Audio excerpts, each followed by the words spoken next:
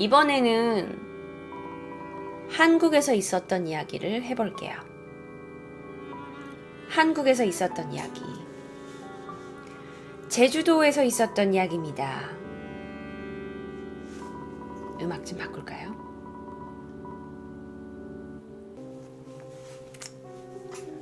미제 사건, 제주도에서 있었던 사건이에요. 1997년 8월 14일 새벽입니다. 8월 14일이면 오늘도 8월달인데요. 1997년이면 지금으로부터 7년 전? 제주 시내에 관덕정이라는 곳이 있대요. 혹시 제주도 사시는 분, 관덕정이라는 게 어딘지 아세요?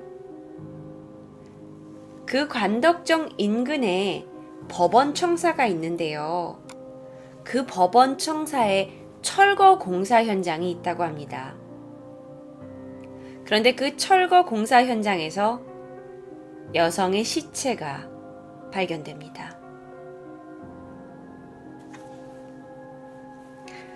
그 여성의 시체에는요, 얼굴과 그리고 뒤통수, 그리고 목덜미에 아주 심한 구타 흔적이 있고요.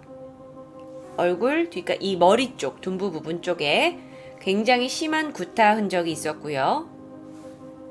정말 특이했던 건 유두가 도려내져 있었어요. 이걸 여러분이 너무 어려운 말로 해서 이해를 못 하실까봐 사람들한테는 젖꼭지라는 게 있죠. 그 부분이 도려내 있었어요. 게다가 그녀의 음부, 여성에겐 성기를 말하죠. 그녀의 음부가 다 훼손된 상태였습니다. 그녀는 32살의 고씨였어요. 그녀는 사실 근처 단란주점에서 일하던 여성이었다고 합니다. 그런데 그녀는 새벽 늦게 귀가를 하다가 괴한한테 습격을 받아가지고 아마 공사 현장으로 이렇게 끌려간 것 같아요. 그리고 거기서 살해된 걸로 추정만 되고 있죠.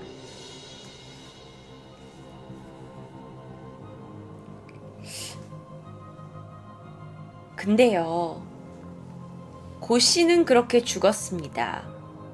그런데 고 씨가 습격을 받기 전에 습격을 당한 다른 여자가 있었어요. 그녀는요, 같은 범인으로 이제 예측이 추정이 되는데 그 범인한테 먼저 구타를 받고 습격을 당해서 완전 피투성이 상태가 됐어요. 그런데 어쩐 일인지 범인이 처음에 자신이 타겟으로 잡았던 그 여자를 막 피가 나도록 막 엄청나게 두들겨 패놓고는 그 여자를 그대로 둔 채 고 씨를 습격한 것으로 알려졌어요.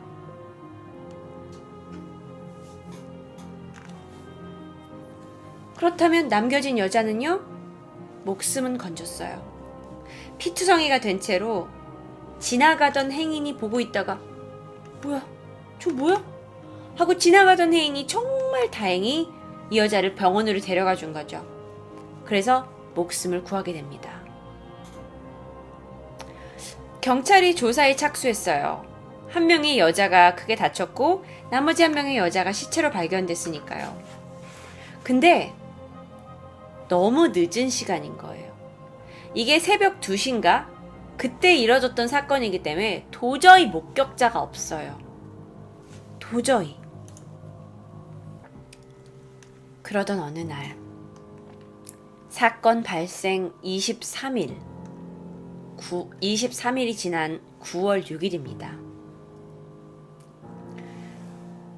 자신이 경찰서로 전화 한 통이 와요. 따르르 따르르. 그리고 나서 이 전화를 통해서 한 남자가 내가 관덕정 살인사건의 범인이라고 자백을 하는 전화였습니다.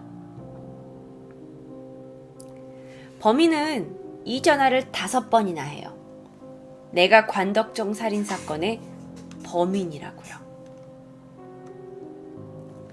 경찰은 뭔가 이상한 낌새를 눈치채고 걸려온 전화를 다 추적했어요. 그리고 공중전화를 찾아냅니다. 근데 공중전화에 이미 아무도 없어요. 그런데 공중전화에 뭐가 남아있죠, 여러분? 공중전화는 분명히 그 범인이라고 말한 사람이 썼을 거고, 그럼 뭐가 남아있죠? 그렇죠. 지문이 남아있죠. 그래서 지문을 채취합니다. 그리고 나서 이 채취한 지문으로 김모 씨를 체포하게 돼요. 김모 씨는요, 자신의 자백에 의해서 8월 3일 그리고 9월 24일 관덕정 근처에서 자신이 강간 미수와 특수 강도를 저질렀던 것으로 밝혀져요. 이게 한 번은 그냥 피해자를 때린 거고 한 번은 한 건데, 이렇게 강도를 한 건데, 자기가 저지른 이 다른 사건 있잖아. 다른 사건과 굉장히 수법이 유사한 거예요. 무슨 말인지 알겠어요? 그러니까 이 사람이 내가 그날 말고 8월 3일과 9월 24일 날 관덕정 근처에서 다른 강간 미수와 강도를 저지른 거야. 살인을 저지른 게 아니라. 무슨 말인지 알겠어? 그런데 보니까는 이 일의 고 씨가 죽었던 일과 굉장히 수법이 비슷해요. 그래서 그가 내가 관덕정 사건의 범인입니다 라고 자백을 해요. 그래서 야, 무슨 일이냐? 무슨 일이 있었냐? 라고 했더니 자기가 관덕정 근처에 있었는데 여자 2명이 싸우고 있었다. 여자 2명이 싸우고 있었는데 나는 밤이 새벽이고 늦고 하니까 이 여자 2명한테 돈을 훔치려고 돌로 여자를 내려치고 핸드백을 들고 달아났다.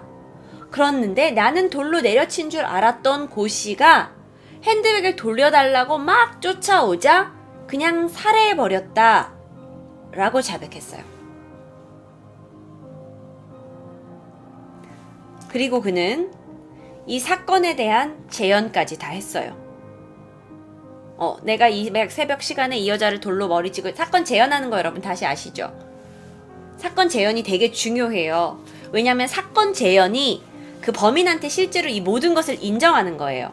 그래서 여러분 막 옛날 영화 같은 거 보면은 막 나쁜 경찰들이 현장 검증할 때 너 이렇게 하잖아요. 왜냐면 현장 검증에서의 실제로 얘가 어떻게 범인을 저질렀는지 증거 자료로 쓰는 거예요. 법정에 가서요. 다 사건 재연까지 다 끝났어요. 근데 재판에 선 김모 씨는 바로 살인 혐의를 부인합니다. 내가 그 옛날 8월 3일하고 9월 24일 그 강간하고 그거 그 강도짓거리는 제가 했지만 전 그거 살인은 제가 저지른 거 아니에요. 그렇게 된 거야. 뭐야? 너 현장 검증 다 했다며. 그거 제 의도가 아니었어요. 저는 몰라요. 저는 살인은 안 저질렀어요. 그래서 검찰과 경찰이 다시 조사를 해보고 어쩌고저쩌고 하는데 결국 증거가 없어. 그러니까 자기가 자백을 처음에 했잖아. 내가 저질렀다고.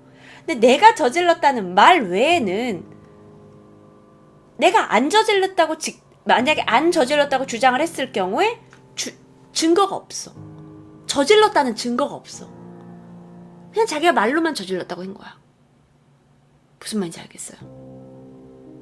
그래서 그냥 이 남자는 단순히 강도와 강간 미수와 강도죄로 징역 8년을 선고받습니다. 그리고 이 사건은 공소시효가 종료됐어요.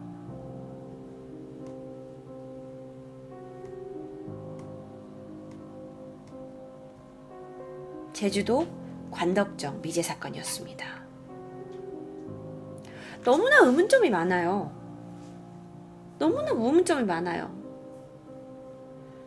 안 그래요? 왜 처음엔 죽였다고 했다가 나중엔 아니라고 했을까? 근데 만약에 이 사람이 진짜로 안 죽였단 거면은 처음에 경찰들은 이 사람이 죽였다고 하니까 얘한테 일단 다 몰려가잖아요. 그러다 보면 실제 죽일 수도 있었던 그 사람 있죠. 실제 범인에 대한 증거를 다 놓쳐버리는 거예요.